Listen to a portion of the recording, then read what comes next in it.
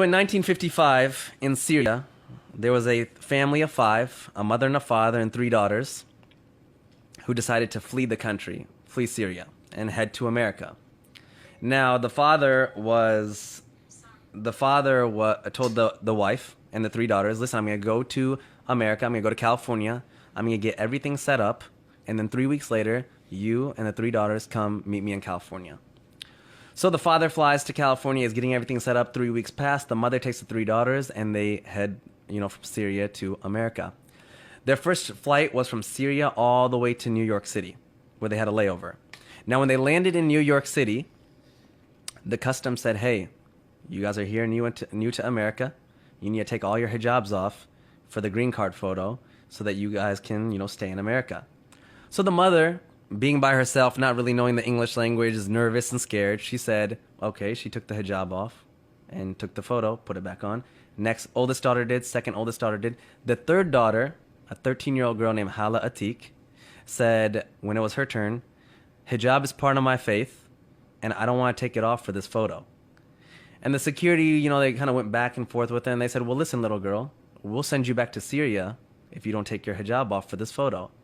And she said, I would rather go back to Syria. And this is a young 13-year-old girl who flew all the way from Syria to New York in a foreign country. They're in a foreign country. She should be scared. She doesn't know what's going on. She said, I would rather go back to Syria than stay in this country if you guys are going to take my religious, rights away. Security came, management came. They put her in a back room. They made each older sister go to her separately and talk to her. They had the mother go talk to her. Then the 13-year-old girl said, I don't care who you bring back here. I will not take my hijab off for this green card photo.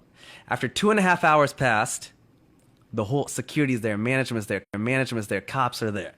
They finally said, hey, little girl, you can keep your hijab on, you can take the photo. And I have the photo. It's a beautiful photo. It's a black and white photo. What year is this again? What was this? What 1955. Year? Wow. Now, the mom is super upset at this time because she's nervous. She's missing her husband. Syria to New York is not an easy flight. And she's like, you're so stubborn. Why don't you just listen to me? So they grab their suitcases, and she's like pissed off at her daughter. And they run to their next gate. They miss their flight. So now this family who spent all their money, they're like, Syrian refugees. They're now like even more scared and even more worried. And the mom's like, now what do we do? They go to United Airlines. They talk to them. They negotiate. They're like, well, we can't do anything. You guys are making it difficult. Finally, they mutually agree that we'll put you on the next flight to California.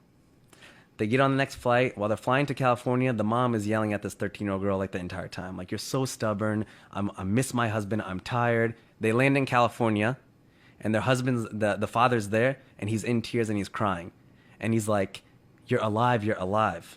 And they're like, why wouldn't we be alive? The flight that they were supposed to get on, American Airlines number 191, crashed, killing 295 people. It was the biggest crash in American Airlines history. And the young girl, Hala, 13-year-old Hala, looks up at her whole family and says, hijab saved our life. Wow. She was there in California. I'm having an event on September 8th.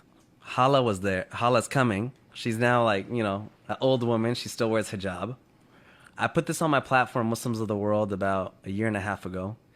Over 40 million people ended up reading that story because it went viral.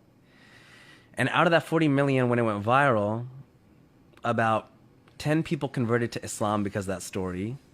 And about 20 Muslim girls have messaged us and said that they've put on hijab because of this story. Wow. That's That awesome. is probably my most favorite story.